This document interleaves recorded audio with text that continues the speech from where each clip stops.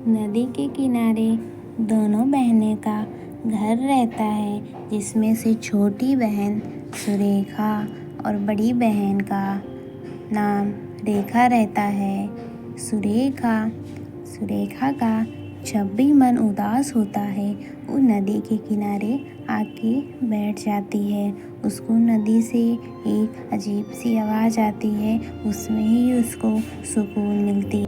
वहीं दूसरी तरफ रेखा का घर भी नदी के किनारे ही था। रेखा थोड़ी अमीर थी सुरेखा से और उसका पति अच्छा काम भी करता था। वो अपनी सामान्य ज़िंदगी जी रहे थे और एक दूसरे के साथ काफ़ी खुश थे। रेखा अपनी छोटी बहन सुरेखा को कभी याद नहीं करती। बोलने के लिए तो थोड़ी दूर में ही उसका घर था।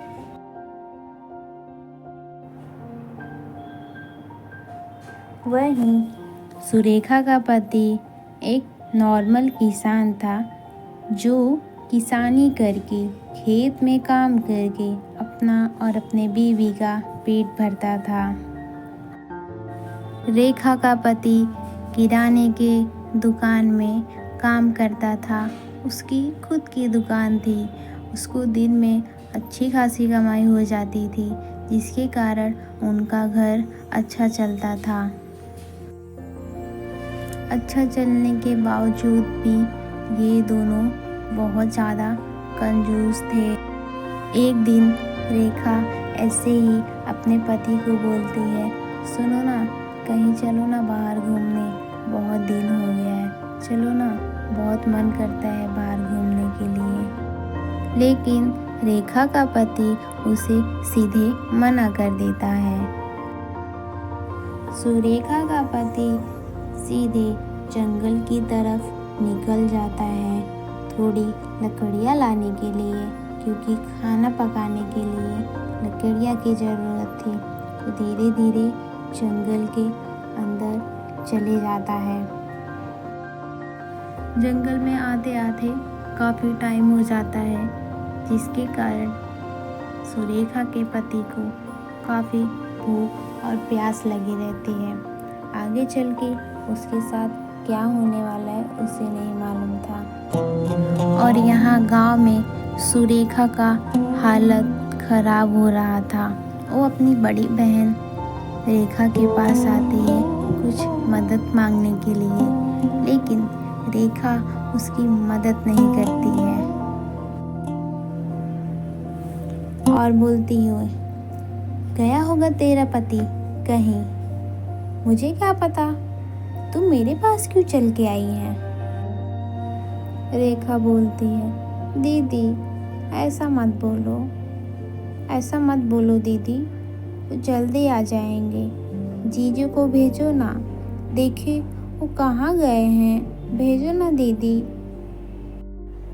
सुरेखा ऐसी बोलती है, लेकिन उसके बात का कोई ध्यान नहीं देता है।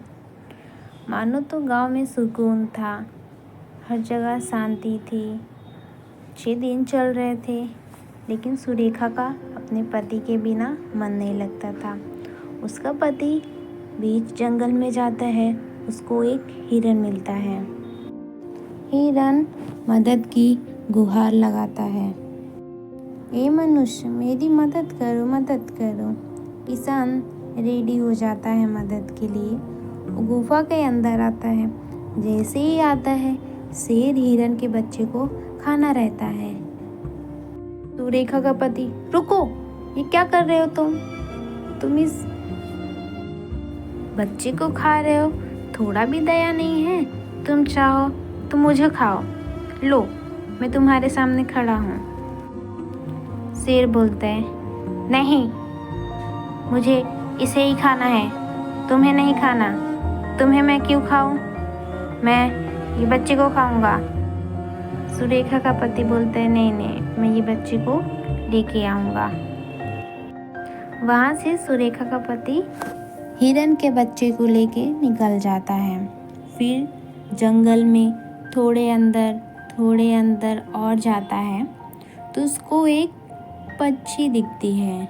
इस पक्षी का नाम रहता है नीला पक्षी। नीला पक्षी भी उसी हिरन के बारे में बात करता है। सुरेखा का पति बोलता है, हाँ मैंने उसे तो बच्चा लिया है। टेंशन की कोई बात नहीं है, मैंने हिरन के बच्चे को बचा लिया है और थोड़े टाइम में जाके मैं उसे सौंप दूंगा। सुन के चिड़िया बहुत खुश हो जाती है कि इस जमाने में भी मदद करने वाले इंसान हैं। नीलगिरी उसे खजाने के बारे में बताती है। सुरेखा का पति जंगल में आ जाता है फिर से। उसे वहाँ पे एक घड़ा थोड़ा हिलता हुआ दिखाई देता है। वो देखता है और खुश हो जाता है। हे भगवान, आपने जो किया बहुत अच्छा किया। सुरेखा का पति वो घड़ा लेके आके अपने घर पे आ जाता है। अपनी पत्नी को दिखाता है। पत्नी उसको देख के भावुक हो जाती है कि आप इतने दिन कहाँ थे? मेरे मन में कितना अजीब अजीब विचार आ रहा था। सुरेखा का पति बोला, भाग्यवान, अब मैं आ गया हूँ ना। अब ये गरीबी और ये तकलीफ, ये टेंशन सब गायब। ऐसे ही मज़ेदार वीडियो देखने के लिए हमारे चैनल सब्सक्राइब